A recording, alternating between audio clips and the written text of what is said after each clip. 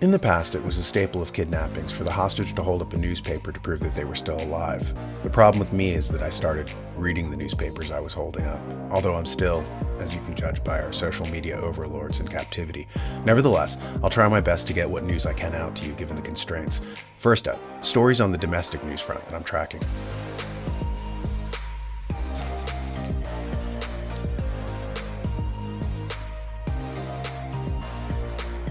Hillary Clinton's longtime aide, Huma Abedin, 47, reveals she's dating George Soros' billionaire playboy son, Alex, 38, as pair take their romance public during Valentine's Day date in Paris. Disgraced politician Anthony Weiner's ex-wife, Huma Abedin, has seemingly revealed she is dating billionaire George Soros' son, Alex, who is almost 10 years her junior. The longtime aide to Hillary Clinton appeared to take her romance public on Wednesday when she shared a photo of herself and Alex enjoying a Valentine's Day date at a restaurant in Paris.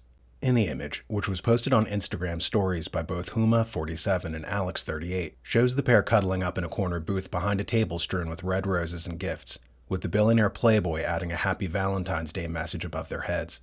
Given the fact that Huma's boss Hillary Clinton gave away 3/4 of America's uranium stockpile to Russia when she was Secretary of State, the next article is of interest, namely, 2.34 billion metric tons of rare earth minerals discovered in Wyoming could make U.S. world leader. The U.S. could soon surpass China as the world leader in rare earth minerals after more than 2.34 billion metric tons were discovered in Wyoming. American Rare Earths Inc. announced that the reserves near Wheatland dramatically surpassed the Asian nation's 44 million metric tons, saying it exceeded our wildest dreams after drilling only 25% of the property. The company has a stake in 367 mining claims across 6,320 acres of land in the Halleck Creek project, along with 4 Wyoming mineral leases on 1,844 acres of the same project, now called Cowboy State Mine. As much as 95% of processed rare earth minerals come from China, and the U.S. imports 74% of its supply from the nation. However, China recently announced a ban on rare earth extraction in December 2023. That article kind of goes with this one: world's largest lithium reserves discovered beneath California's Salton Sea. The U.S. Department of Energy has made its second major lithium discovery this year, both of which promise to make the country self-sufficient in the critical battery metal for decades. The DOE has discovered a massive lithium deposit beneath California's Salton Sea, holding an estimated 18 million tons of lithium. I was talking about this for a while after reading Chris Miller's book, Chip War, where he talks about how all future wars will not be fought over petroleum reserves as they were for the last century, but will be fought over mineral reserves around the world, things that go into making high-tech components like silver and cadmium and cobalt and lithium and all these things like that. And right now, we're in a trade war with China. About this time last year, the United States announced that it would basically do economic warfare against China by cutting off, advanced chip-making technology to them. And they got Japan to come in on the embargo, as well as the Netherlands, which has one of the most advanced companies in the world, ASML.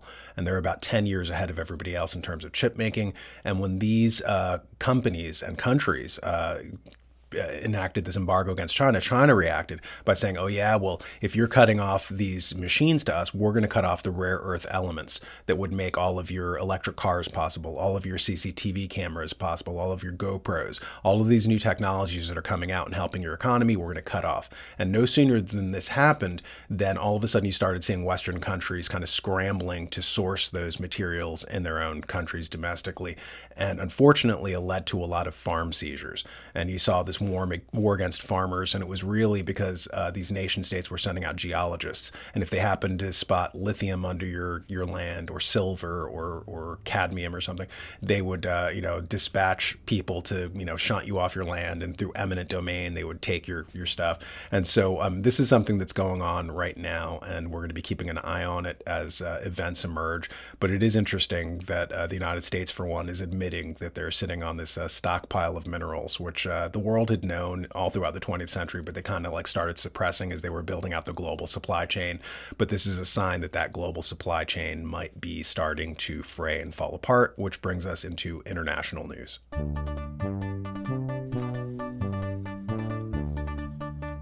This international story kind of ties into the last story about minerals and sourcing and energy policy, and it's entitled, "Germany's Days as an Industrial Superpower Are Coming to an End."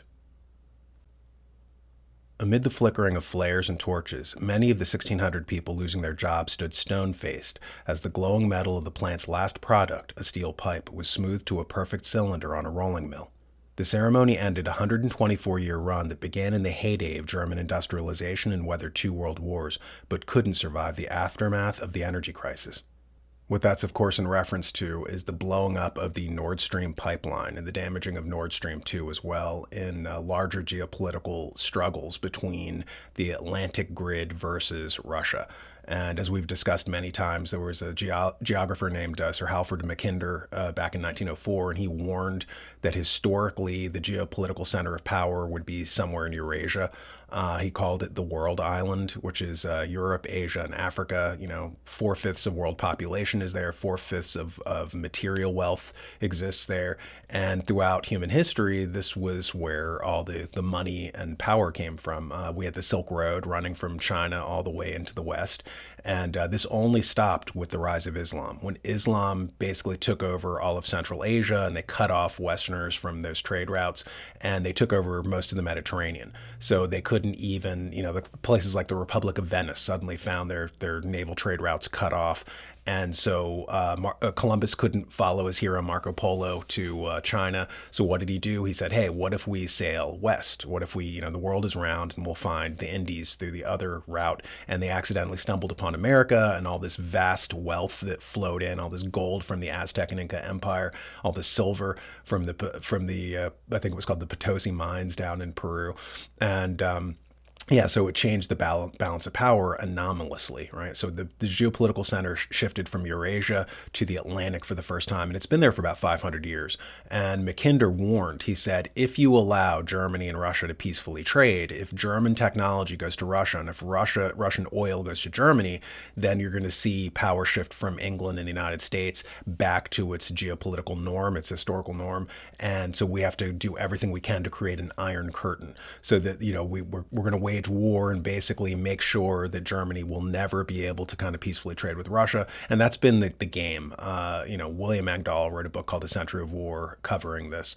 And so we're still doing this, just as we did in World War I when they created the Serbian national movement to blow up the Berlin-Baghdad railroad so that the Germans couldn't get cheap petroleum for their machines, their factories, and everything else. And so they're still doing that. They're still doing industrial sabotage and espionage, and it's basically now not allowing, without that cheap energy, it's really hard for Germany to have its light industry and heavy industry operating optimally.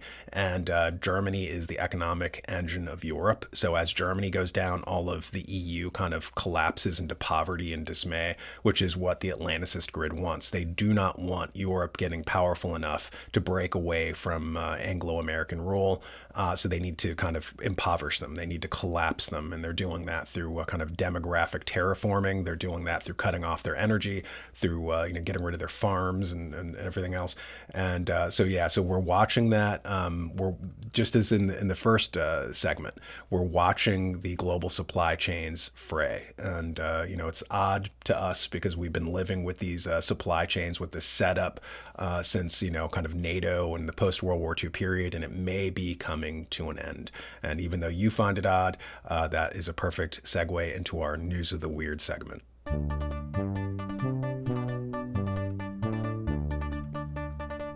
Woman comes back to life on her way to her own cremation. An Indian woman who was thought to be dead woke up again moments before she was about to be cremated. Bougie Amma, 52, from Berhampur, India, was severely burnt in a fire in her home on February 1st. She was taken to a hospital with burns covering half of her body, and she returned home where she remained in a bad state. A few days later, she didn't open up her eyes because the family were unable to get her to another hospital due to poor finances. Amma's husband, Sibaram Palo, believed she died and arranged for her to be taken to the cremation ground in a hearse. He told Times of India, "We thought she was dead and informed others in the locality to arrange a hearse van to carry the body to the cremation ground." A woman called K. Jiranjibi saw Amma open her eyes and said, "Initially we were scared as we had never seen such an incident, though we had heard some stories."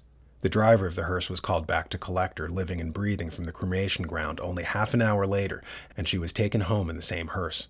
Well, we're all glad for Amma that she didn't end up toasted, which brings us into our obituary segment.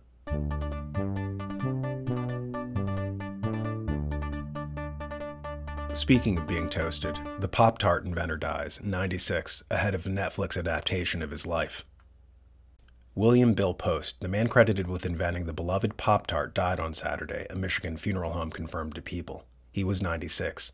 Post's career in the food industry began at just 16 in Grand Rapids when he got a job washing trucks at Heckman Business Company, which later became the popular snack brand known as Keebler.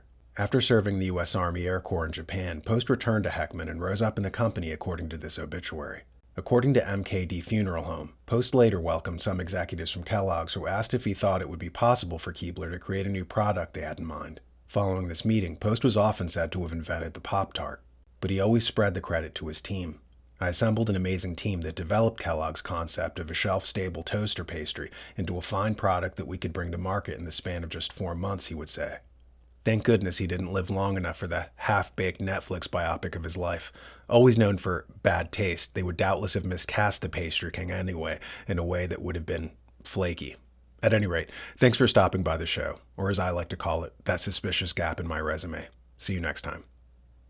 Consider subscribing to my new podcast, Classic Paranormal. It's a clearinghouse for lost real-life accounts of true ghost stories. It's found on Apple Podcasts. Go there now if you're interested in enigmatic tales, chilling true accounts, chronicles from cases of the past that time has forgotten, but that the modern person who likes relaxing by a campfire swapping ghost stories might appreciate. As I said, the new podcast I'm launching is available on Apple Podcasts and Spotify, and there's a link in the description below on this video.